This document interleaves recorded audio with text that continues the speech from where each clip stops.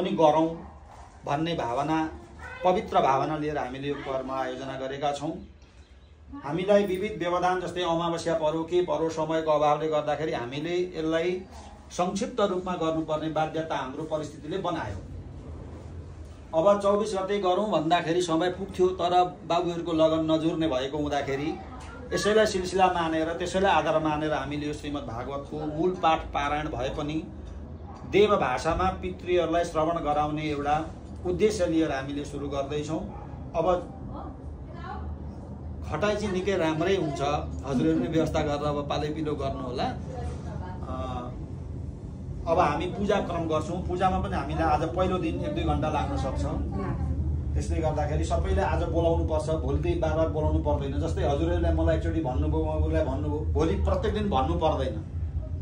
त्यस्तै प्रकारले देवतालाई पनि आज चाहिँ प्रतिष्ठा गर्नुपर्छ, त्यसले समय अलि बढी लाग्न सक्छ। र अब हामीले एकदम दत्तचित्त भएर ध्यान दिएर चाहिँ आफ्ना पितृहरूको स्मरण गर्दै भगवानको स्मरण गर्दै हामीले कार्यलाई अगाडि बढाउनेछौँ। अरू भूमिका म समय मिलो भने भन्दै जाउँला, तर पाठैको लागि धेरै समस्या जस्तो अवस्था छ, हेर्दैछौँ। आज पनि अलि विलम्ब भएको छ। सर्वप्रथम यो तिलानी पानी त्यहाँ राखौँ,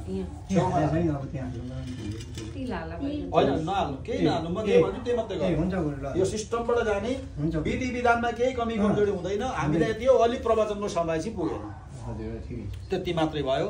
त्यसलाई सबैभन्दा पहिले यसरी छुने, जो हुनुहुन्छ अगाडि यसरी छुने, कनेक्सन मिलाउने, बाहिर पानीमा हात नचुप्ने।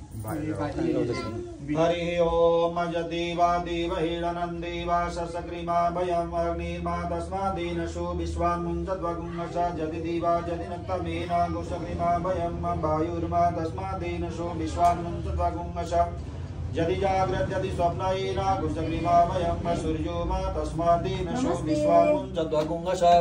त्यसमा पुष्का टुक्रा पवित्रहरू राख्नु। अघि गुरुजीले बनाउनु भएको छ नि, कहाँ छ तपाईँमा? यहाँ छ नि, ठ्याक्कै राख्नु त्यहाँ, औँठीहरू पनि राख्नु त्यहाँ। हरि ओम पवित्र यस्तो वैष्णव व्यवसाय। त्यसमा गङ्गाजल परा छैन भने राख्नु 2-4 थोपा। हरि ओम शन्नो देवी रविषयामो भवविलय संयो रविस्तवन्तु नः। अब तिल राख्नु माताजी। अब तिलो शिशु यहाँ चाहिँ तिलो शिशु मदैव त्यो गोषभो देव निर्मिता प्रत्नमध्ये पित्ता स्वनया पितृलोकान् विडाहिन स्वाहा। जौ राख्नु। जहोषि जवयात्मद्वे रात्रे दिवे त्वान्तरिक्षा त्वा पृथिवी त्वा सुन्दन्तां लोकाः पितृखदनमसि। चन्दन राख्नु पहेँलो। गन्धद्वारां रादर्शामि पुष्टां गरीषणीतारां लाभि अल्पवै श्रियम् अक्षता राख्नु। अक्षन्नमि मदन्न जवप्रिया दुर्गदस्तु गतसभानलो विप्रानपि चयमतिजोजान्तिं व्रते हरि। पुष्प राख्नु। पुष्पं श्रीसते लक्ष्मी सदनगौराते पार्श्वे नक्षत्राणि रोदं वैष्णवनिगढ मुम्बई घड सर्वलोकमय। सुनको पैसा राख्नु एउटा, सुनको पैसा। त्यसलाई पितल भन्नुहुँदैन, सुन हो। सुनभन्दा कम छैन पाइँदैन नि त।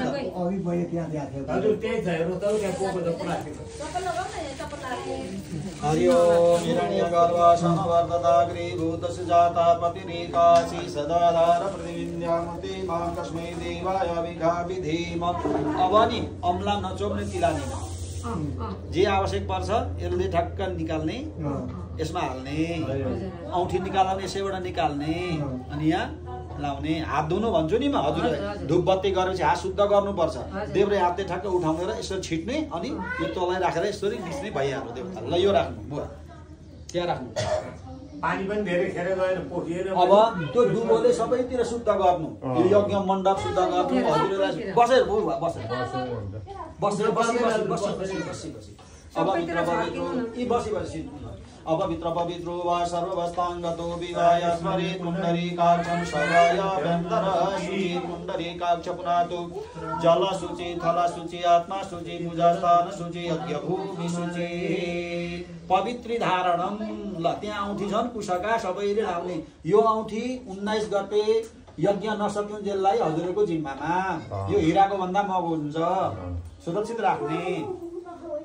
बनाउनु त गुरुसँग सिक्छ, मसँग पनि बनाइहाल्छौँ, तर आजदेखि मन्त्रको मन्त्र शक्ति यसमा प्रवेश गरेको हुन्छ। आजका मन्त्र यसैमा हुन्छन्, भोलिका मन्त्र यसैमा हुन्छन्, अनि यसको शक्ति बढेको हुँदाखेरि हामीले यसलाई सुरक्षित राख्नुपर्ने अवस्था हो। नभए पुस पाइहाल्छ, हामीले मगाउँछ ल्याइहाल्नुहुन्छ, हामी बनाइहाल्छौँ, तर तिनीहरूको शक्ति क्षीण हुन्छ। तर आज जस्तो चाहिँ हुँदैन। मैले चाहिँ ठुलो राखिदिइ गएछु हुन्छ जसले